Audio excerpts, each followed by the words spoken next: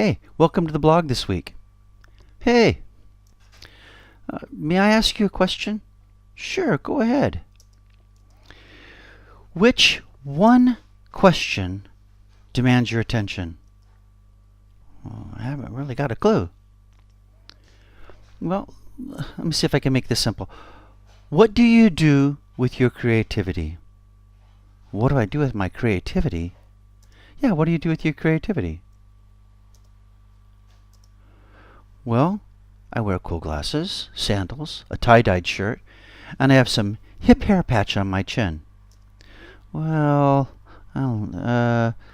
isn't that creative? No, not really.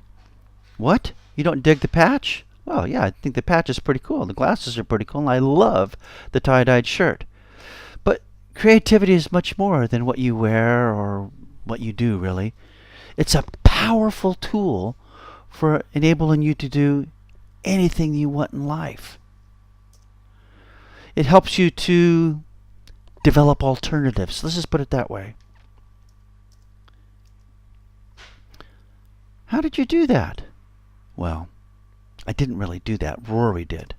Oh. What do you mean by alternatives? Well, to everything in life, in your career and relationships, work, your expressions, choices that you make, and even in leisure, you have options available to you. And the things that you do to achieve success in any of those areas require alternatives, options that you can pursue. If one way doesn't work, you can go a different direction. What I mean by alternatives is that you have options, things that you can look at. Now, I like to doodle, I like to draw and fiddle around, like cartoons. So let's say I have this nice piece of white paper here, and I just make a random slash across it. Well, that's just a slash. Where can I go with that slash? Well, I could make it into an eyebrow if I wanted to. I could make it into a couple of eyes. I could make it into a double-barrel shotgun if I wanted to. I'm not very good at double-barrel shotguns, but that's a possibility. I could add color to it. I could just reach in here and grab a piece of chalk, add circles to it, and I could add a pink one to it and do something else with that. And I could add pencil in again, so that when I'm done with something, it would resemble something that I'm trying to do. And in this one here, alright, you look at this, and it doesn't look like much. In fact, it looks like scribbly gobbledygook. But what I can see in that is something that is worthwhile working on. So I take this, I give this guy eyes right here, add a little bit more pink to his face,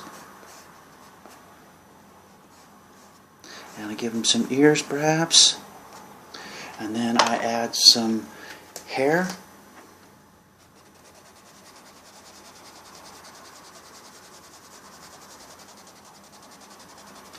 and what do we have? We have something that begins to take shape as a cartoon, and it's perhaps not much, but it shows you that you have alternatives. Alternatives also work that way in life. When you get something that doesn't necessarily look like anything, in fact, it doesn't look like anything good could possibly come out of it, you got to work with it. You have to do something with it in order to make it look like it means something. Because if you want to get something out of life, you want to have something that has meaning to it. So what I mean by alternatives is that especially in regard to creativity, is that when you're dealt with something, or you're given something, or you have a scribble on your pad, such as this, or your art project, or your project at work, whatever you're dealt with, creativity helps you to discover those alternatives so that you can make something meaningful out of it. Do you know what I mean?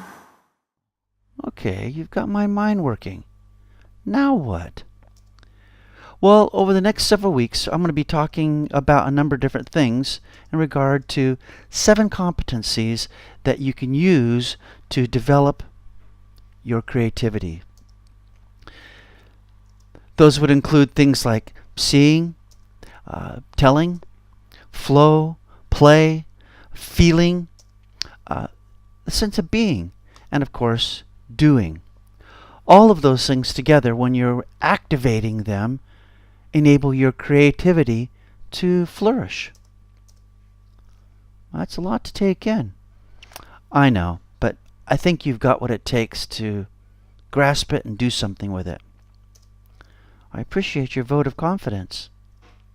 You're welcome.